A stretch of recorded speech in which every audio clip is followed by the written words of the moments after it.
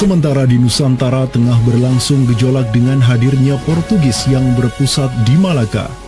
Cucu dari Sultan Muhammad Al-Fatih dari Bani Uthmaniyah, yakni Sultan Selim pertama, berhasil meluaskan pengaruh dan kekuasaannya di dunia Arab. Pada tahun 1517, beliau berhasil merebut Suriah, Mesir, dan Hijaz dari kepenguasaan kaum Mamluk. Khalifah Al-Mutawakkil 'ala Allah ketiga dari Bani Abbasiyah beserta Syarif di Makkah kini menyerahkan kepemimpinan umat Islam sedunia dan pelayanan dua kota suci kepada Sultan Salim pertama, penguasa Uthmaniyah yang bukanlah mereka berdarah Arab.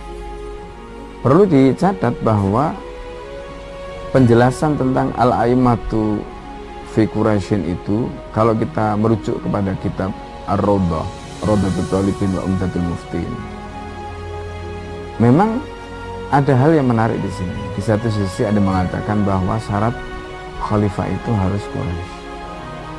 Tetapi Imam Nawawi sepakat ketika katakanlah dari Quraisy tidak ada, terus diambilkan dari mana? Maka kemudian disebutkan di situ ya di luar Quraisy, bisa dari bani ini, itu yang disebutkan di dalam kitab Allah.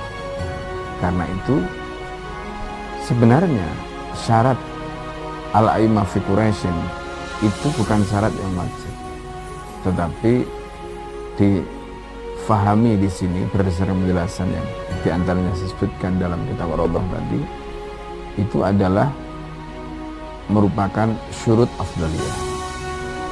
Maka semenjak tahun 1517, kepemimpinan khilafah beralih ke Bani Uthmaniyah.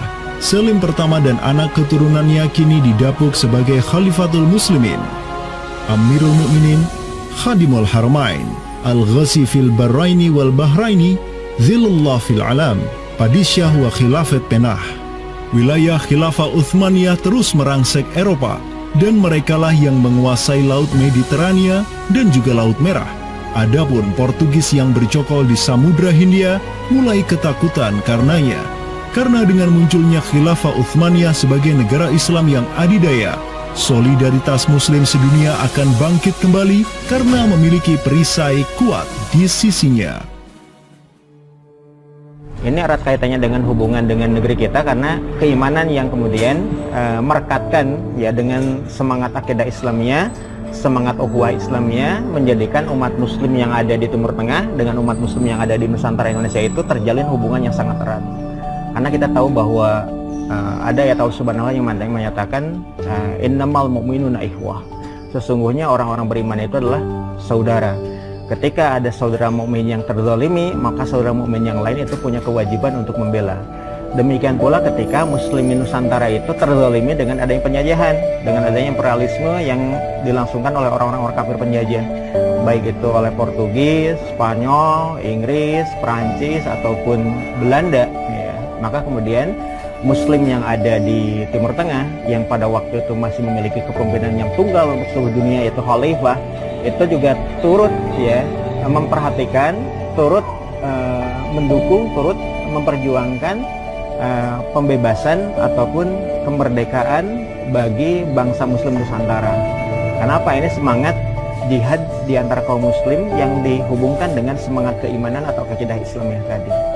Kenapa? Yang namanya mukmin itu adalah kal jasadil wahid, ya, satu tubuh. Ketika bagian tubuh yang lain itu teraniaya, maka tubuh yang lain pun punya kewajiban untuk membelanya ataupun juga ikut merasakan penderitaan yang dialami oleh bagian tubuh kaum muslim yang lain. Semenjak Portugis berhasil menancapkan kukunya di India dan Malaka, tidak hanya dua wilayah tersebut yang ditimpa petaka, namun juga hampir seluruh kesultanan di Samudra Hindia dan Nusantara. Sultan dari Samudra Pasai kala itu, Zainal Abidin bin Mahmud bin Zainal Abidin Ra'ubabdar, yang mendaulatkan dirinya sebagai Al-Qaim tahta Amri Rabbil Alamin, orang yang berdiri di bawah perintah Tuhan semesta alam, mengirim surat kepada Portugis di Malaka untuk menggugat kelakuan mereka yang sangat merugikan kaum muslimin di kawasan. Namun apalah daya, Sultan Zainal Abidin yang ini kemudian dikenal sebagai penguasa terakhir Pasai, karena setelah ia wafat pada tahun 1517, bala tentara Portugis datang ke Pasai dan menaklukkan Kesultanan Islam pertama di Nusantara itu dengan penuh tipu daya. Tak hanya Pasai yang berhasil ditiadakan, Portugis juga mampu menahan serangan pasukan Islam dari Demak sampai Sultannya Patiunus bin Raden Patah syahid di Lumat Muntahan Meriam Portugis pada tahun 1521.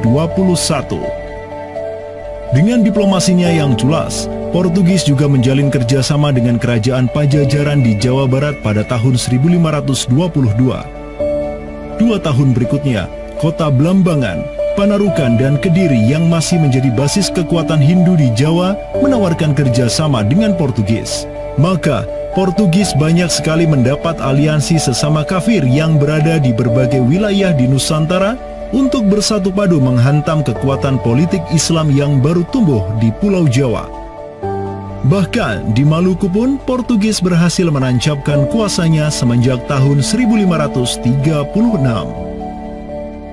Berkaca pada kelakuan Portugis yang memerangi umat Islam di Samudra Hindia dan Nusantara, Sultan Sulaiman Al-Qanuni, sang Khalifah Uthmaniyah yang berkuasa sejak tahun 1520, menyatakan peperangan terbuka kepada penguasa Portugis yang berkedudukan di Lisbon, Dom Sebastião. Telah dilaporkan kepada saya bahwa jamaah haji dan para pedagang muslim yang datang dari India melalui laut telah dianiaya. Jika engkau masih membangkang, maka dengan bantuan Allah yang Maha Agung, kami akan melakukan segala yang diperlukan untuk memulihkan ketertiban di negeri-negeri itu, dan tiada guna lagi bagi engkau untuk memprotesnya.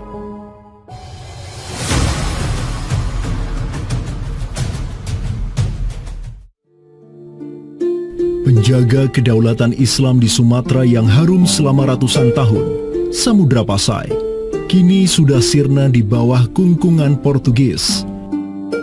Namun, harapan kemenangan itu masih ada. Karena tak lama setelah itu muncul kekuatan baru yang terbit di ujung utara Sumatera, Kesultanan Aceh. Kita mengetahui bahwa Sultan Aceh yang pertama adalah Sultan Ali Mughayat Shah. Ya, beliau wafat tahun 1530. Dan ini merupakan masa yang bersamaan dengan Sultan Sulaiman Al-Qanuni dari Khilafah Utsmaniyah. Prestasi Sultan Ali Mughayat Shah telah dicatat dengan tinta emas sejarah. Kegemilangan Sultan Aceh pertama itulah yang direkam Syekh Ahmad Zainuddin Asy-Syafi'i Al-Malibari, yang merupakan murid dari ulama tersohor Ibnu Hajar Al-Haytami.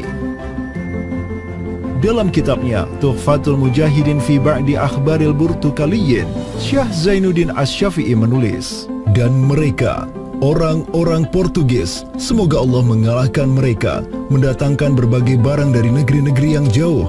Mereka menjadi ramai dan bertambah banyak di kawasan. Para penguasa berbagai pelabuhan menuruti kehendak mereka sehingga mereka sepenuhnya menguasai pelabuhan-pelabuhan tersebut. Pelayaran hanya dapat dilakukan dengan jaminan keamanan dari mereka. Perdagangan dan kapal-kapal mereka bertambah banyak, dan sebaliknya, perdagangan muslimin di luar kapal-kapal dan benteng-benteng yang mereka bangun makin merosot. Tiada seorang pun yang dapat merebut kota-kota pelabuhan itu selain Sultan yang mujahid, Ali Al-Asy. Semoga Allah menerangkan kuburnya, karena Sultan Ali Al-Asy lah yang telah membuka Sumatera dan menjadikannya Darul Islam. Semoga Allah membalas kebaikannya untuk kaum muslim dengan sebaik-baik balasan.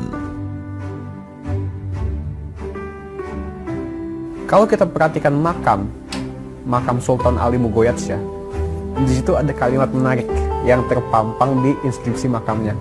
Al-Ghazi fil barri wal bahri yansuruhullah. Ya, bahwasanya Sultan Ali Mughayat Shah itu juga dikenal sebagai Al-Ghazi, ya, petarung fil barri wal bahri